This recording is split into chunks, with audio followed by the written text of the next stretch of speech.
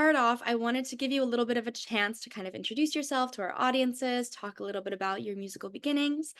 So, what were you doing and kind of studying before pursuing this? And when did you kind of decide to pursue music as a full-fledged career?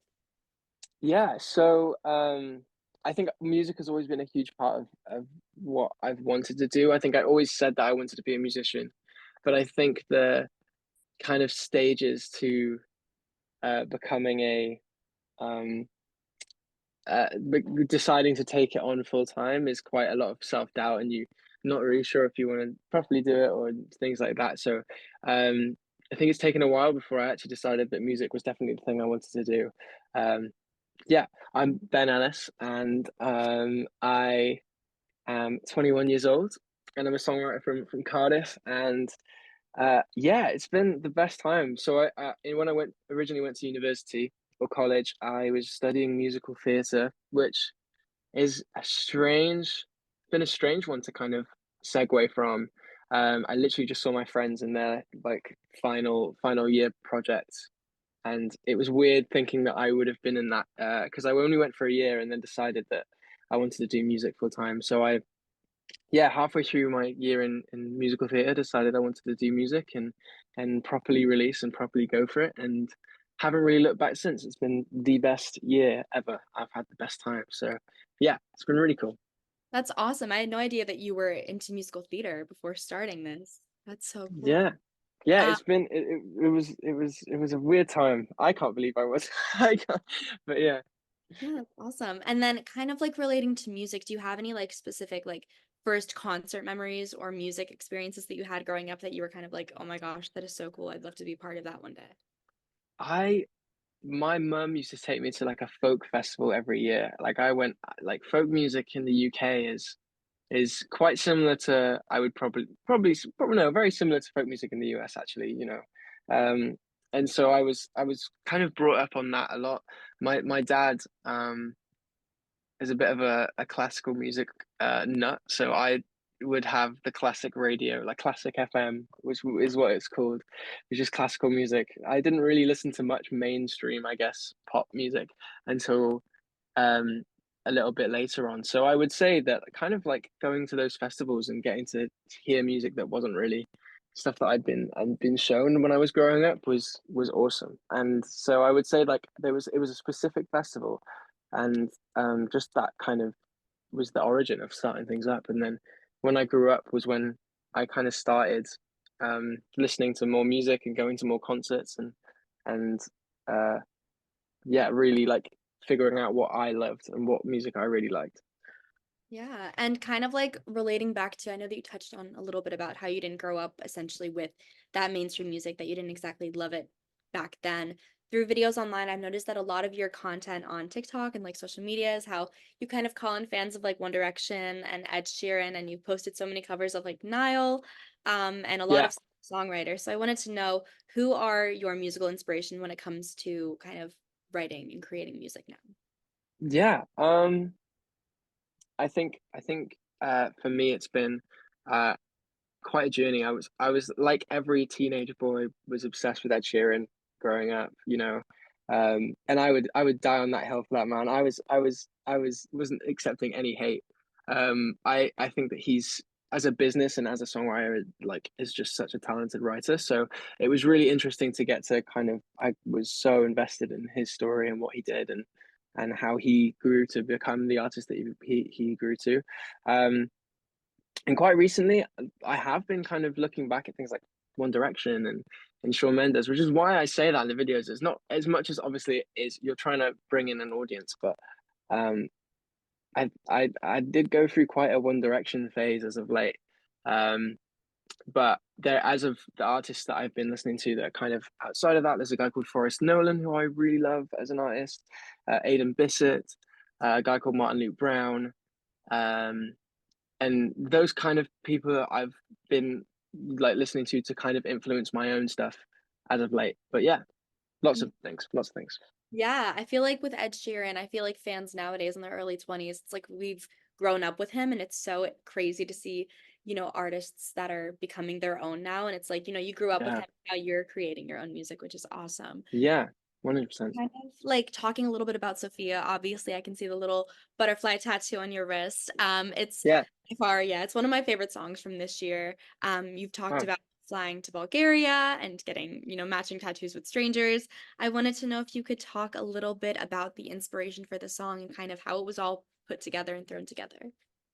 Yeah, that was crazy, and I think that that one's had the most reception out of the songs that I've done. I think that one came from obviously I live at home and I've lived in Wales for, almost 21 years, and um, I was really worried about going back home after 1 year in uni and getting just swept back into that kind of culture again, and so I wanted to do something that was a bit rogue to kind of like set myself and be like, I want to go and do something crazy. Like I've always wanted to travel, I always want to do that, and obviously the pandemic got in the way, and so I booked tickets, like random tickets to. I just decided that Bulgaria would be the one because it was like the cheapest flight. I think they were £12, and so I went for with no expectations, and it was the craziest 2 days. Like the people you meet when you're traveling, it's insane, and people that I still admire and have so much love for, who I've literally met for less than 24 hours. It's crazy. It's insane.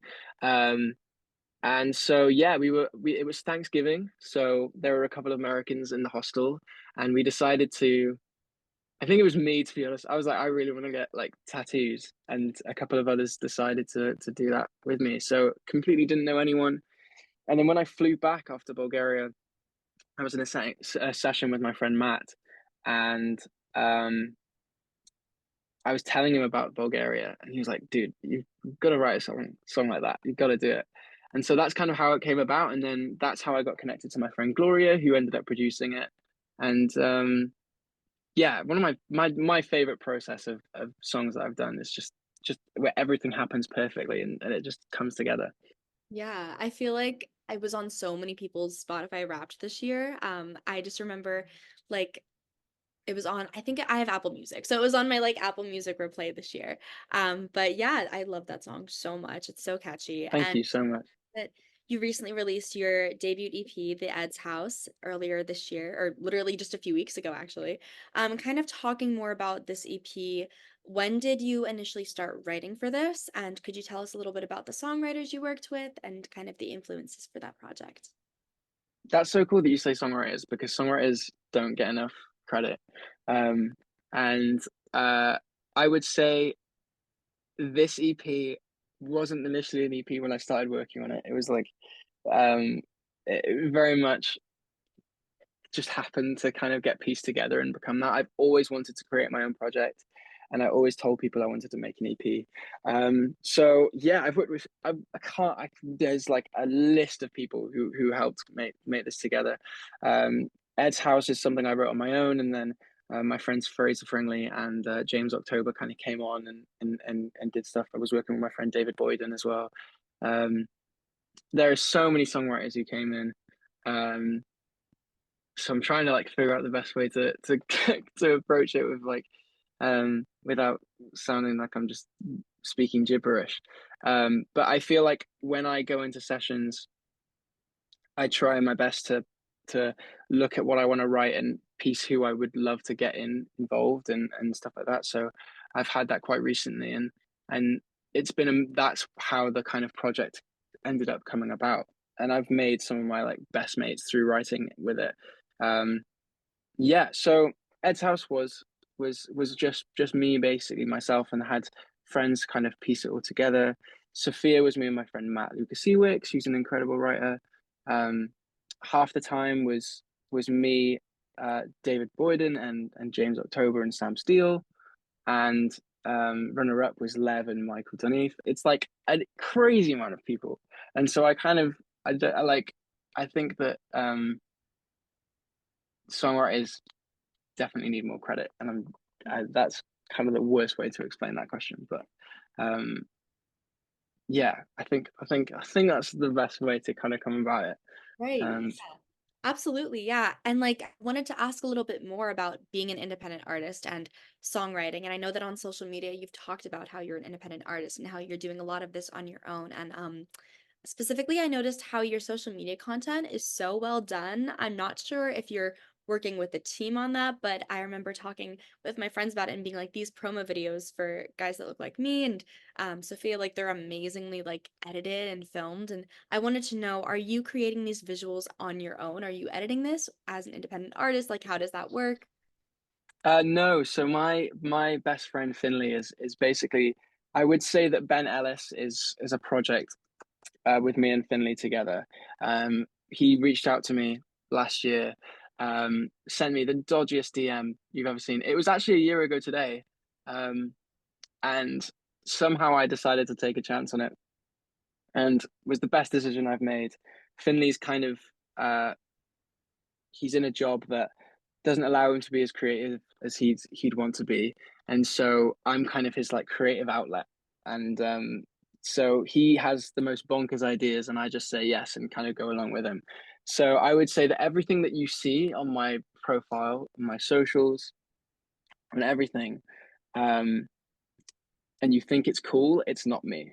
It's Finley, and we work so well as that. What I'd love to get to a point at is where people would love to kind of be fans of me because of the music, but then you can kind of take a step in, and there's so many pathways, and you can see all the people who kind of collaborate with me and work in that way. And Finley's the first person of that. I would be nowhere if it wasn't for him. So I'm very grateful to him. He's an incredible, incredible videographer and creator, and it's great that he wants to work hand in hand with me, which is very cool. Yeah, so much goes into like an artist's brand, which I feel like a lot of people from the outside, you don't see that. Obviously, there's so much work done within labels, but especially as an independent artist, it can be so much One good hundred for percent. yeah. One Um, hundred percent. and kind of talking more about songwriting, I know that you visited the US. I think it was last month you visited LA. Yeah. I wanted to know, could you tell us a little bit about like your time there and the songwriting sessions that you were in and how you liked visiting? LA is insane. And I think that it can be very easily quite lonely if you don't know the right people. Um, and I I was lucky enough that that wasn't the case. I think the best thing about it is that everyone is so positive and so amazing.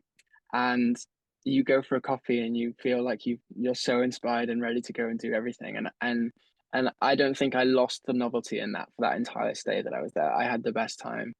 Um, being from quite like a place that doesn't really have as much connection to like the industry, getting to go and actually meet people who, when you explain things, totally get it was the best thing ever. So that was the thing that I took the most, I took out of that. To a point where it doesn't feel like I went anymore. I'm like, it feels like it was a fever dream. But yeah, we went with not really any plans. We didn't really have accommodation for like a couple of the weeks. Um, but we just booked in sessions. I went with all my friends who I've met on Zoom, and I just had the best time. That's my favorite time I've ever had songwriting. It's really important as a songwriter to give yourself a change in scenery if you think things are going quite like um being quite monotone.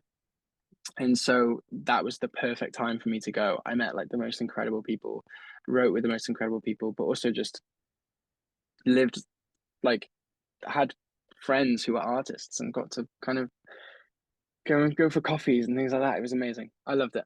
The best time.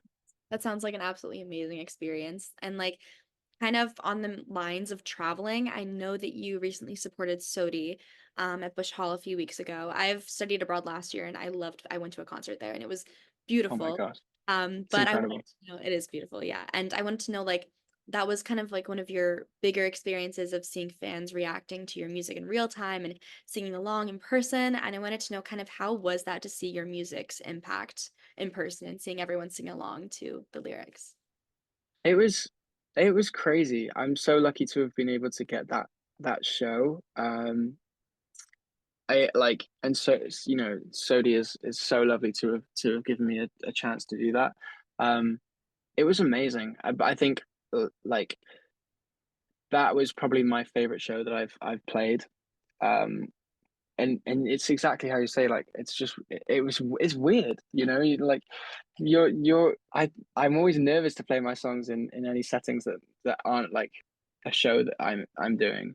And so getting to see people and speak to people after who were like, "You were so great," or "You're talking that," and it's invaluable. I mean, I did a cover of Teenage Dirtbag, and I felt like that kind of won the audience over in some ways. But it's weird when you stop and get everyone to sing it, and you're like, "Oh my God, there's actually quite a lot of people here."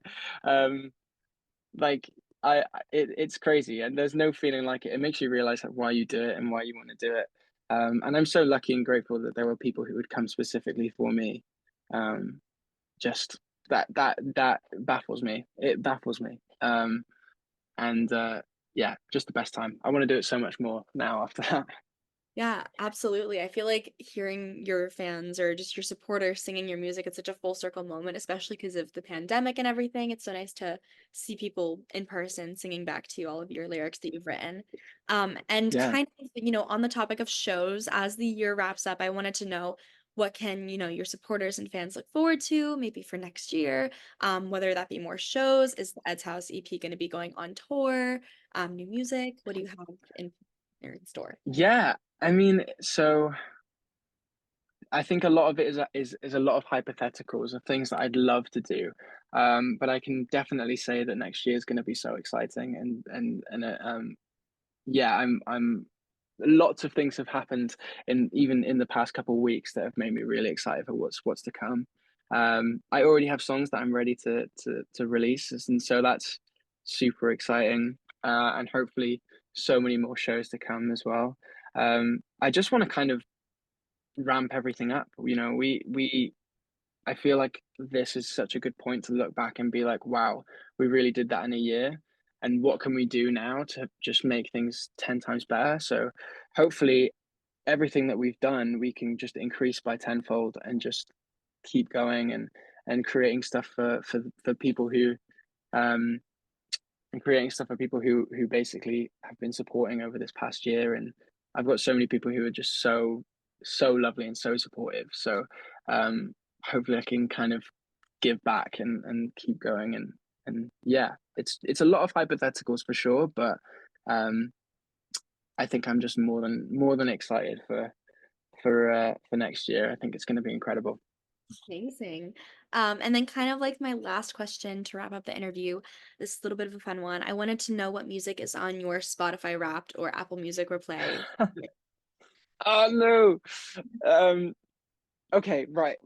In my defense, when you're an independent artist, every stream counts. Okay. Understandable. So the fact that I am my third top artist on Spotify Wrapped is the most embarrassing thing. Um But apart from that, it's kind of cliche, if I'm being honest.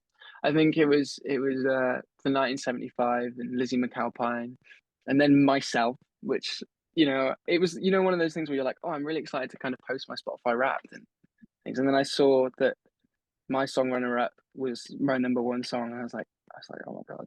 But that's Right. just because you put it on overnight, and you're just like, I'll just leave that and hope that it gets a bit picks up a bit. But yeah, I can't remember who else I had, but it was definitely the 1975 as my number one. So I'm glad that I wasn't my number one at least, because that would have been horrendously embarrassing.